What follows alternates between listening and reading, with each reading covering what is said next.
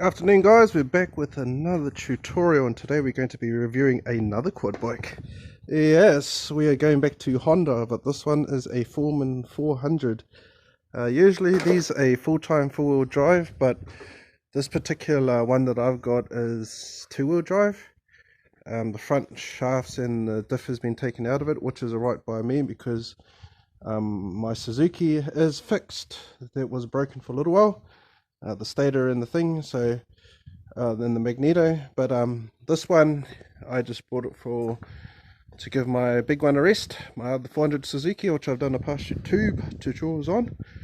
And yeah, so without further ado, let's get into it. So this is a Honda Forman 400 two-wheel drive.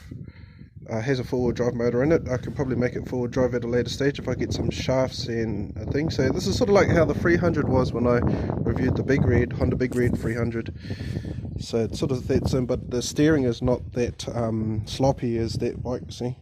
It's a tiny bit, but it's not enough to sort of throw you off. So yeah, let's go through everything. So you got your gear changer. So this is your gear changer. It's usually on the left side. The pull cord's on the right side on this one. This has got a longitudinal motor, so the motor spins sideways. So usually when your piston and your motor thing spins, it on the other bikes I've had, they spin that way forwards like that. But this motor is longitudinal, so when it's working, it spins that way, so sideways. Goes like that. The piston goes up and down, but it goes sideways rather than forwards, and so it sort of spins more to the right than forward, how my other bikes have in the past. So yeah, and that's why the pull cord is on this side, and you pull it out, you don't pull it up, because as I said, since the motor is longitudinal, yeah, you've got to pull it towards the right more than anything. So yeah, so let's get on it. I've just tied down a container on the front, just so I can, on the back, so I can carry stuff, put stuff on it. So we'll get on the bike. So it's the same as the Big Red. So the Big Red, you got the on and off switch for your lights. You got your high and low beam. You got your kill switch on each side, and the on is in the middle. You got your choke, but the choke is not needed really. Usually you only have the choke when it's hard to start, but this is an easy start. You know, so the choke is, so even when it's cold, it actually idles without the choke on cold. It doesn't need to be it doesn't need to be choked to warm her up. She'll just idle straight away. And we've got the horn, so this one's got a horn there as well. What else have we got? The ignition. The neutral light's blowing on this, but the oil and the reverse light work. We've also got a switch for, it's usually modified for spray unit, but I've modified it for fan. So that's for the heatsink, because when I heated this up one day, I noticed the heatsink didn't kick in automatically. I had to turn off the key, then turn on the key, then it'll sink in. So with the switch, I know that the when the motorbike gets warm, I know I can just switch it on and the fan will stay on until I switch it off. So yeah, ignition as well, so that's just the on and off. There's no second click like the Suzuki's. And on the right side we've got a accelerator and the brake. The left brake doesn't work, but the right brake does. It's got plenty of thing in that. So yeah, so we'll make sure we're neutral, which we are. And since this is an easy start, electric start, listen to that. That's on cold. That's what I mean. There's no need for oh, and also I forgot to mention the gas. Turn your gas on. So this is a little bit different. Up is on and down is reserve. Usually it's down that's on and up in reserve, but this is the opposite for some reason. So yeah, so this is just started from cold, and listen to that. It actually sounds like it's warm. And as I said, if the bike gets warm, I just keep that on, and that's just got a fan underneath that keeps the bike cool.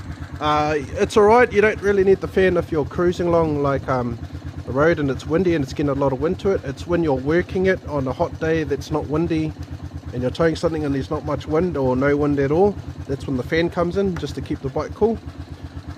Same with any Honda. You got to push to reverse, you got to push this button, hold your left brake in and then down on the gear lever, and now we are in reverse. So let's do some basic riding with a Honda Forman 400. So let's reverse out of here.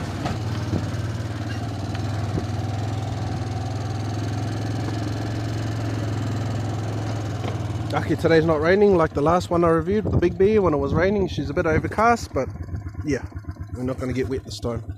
Click up, that's back into neutral, click up again, and she's in first gear. Just like any bike, this is a centrifugal clutch, so you don't need to pull your clutch in and out like you would on a normal manual. So this is a manual, and well, centrifugal clutches are like half autos, but they are still manual, except it just cuts out the gear changing. So same thing, get to a certain RPM, there you go, change up, second gear, same thing, there you go, change up, third gear,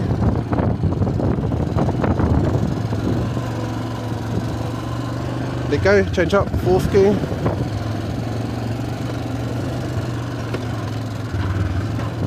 straighten around the thing, there we go, change up, fifth gear. These are the same as the big reeds, so these are also classed as 4 gears, as a 4-speed, but it's got an ultra low on the first gear, so you might as well put it a 0.5 gear, and then the second gear is technically the first gear. So just stepping down, back into third, just because we're going slow. So if you're going slow like this and you're not revving, as long as it's not high revving, you can actually stay in this gear. So this is high gear second, technically third.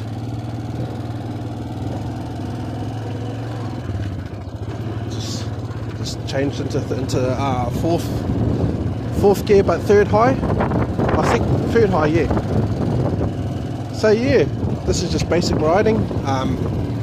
We're just going around and around the yard, doing loops around my garden and the house.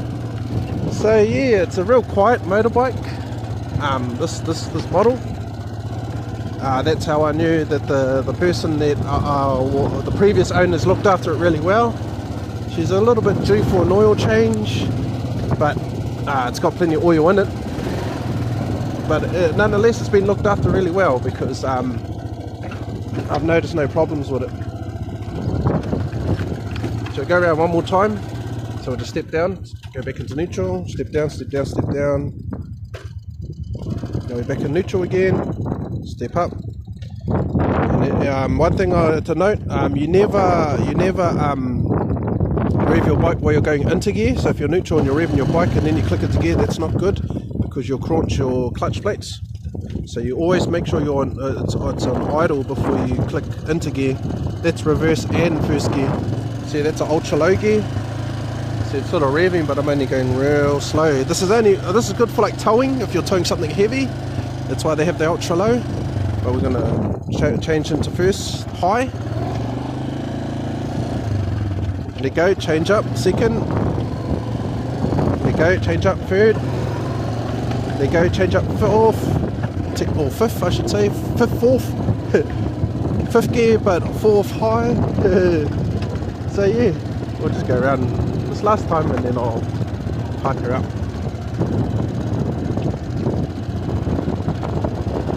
This one's also got a tow bar on it, just like all my other bikes, so it can also tow trailers and stuff.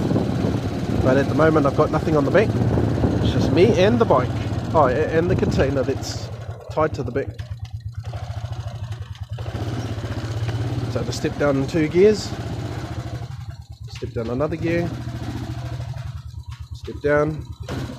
Step down. Now we're in neutral.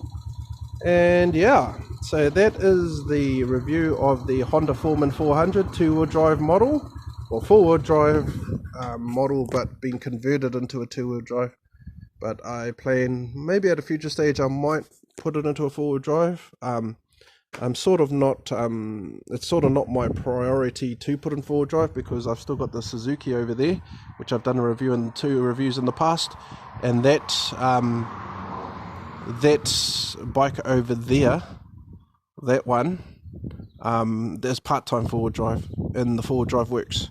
So I really only got this one for just around the yard, and also I've got to teach a couple of people how to ride these things. And since this has got 11 inch tyres all around, it sits lower than the that 400, which has got 12-inch tyres all around. I might actually get 12-inch tyres for it. I'm still debating. It'll make the bike higher, and since it's only a two-wheel drive model, it won't throw the ratios of the diffs out. Usually when you've got two diffs in the bike, it's not good to upgrade your wheels up because it can throw the diff ratios off. It could be too high, the ratio could be too high. But anyway, everyone have a good day. I just thought I'd do a review on the Honda Forman 400, and cha-cha. Have a good day, guys.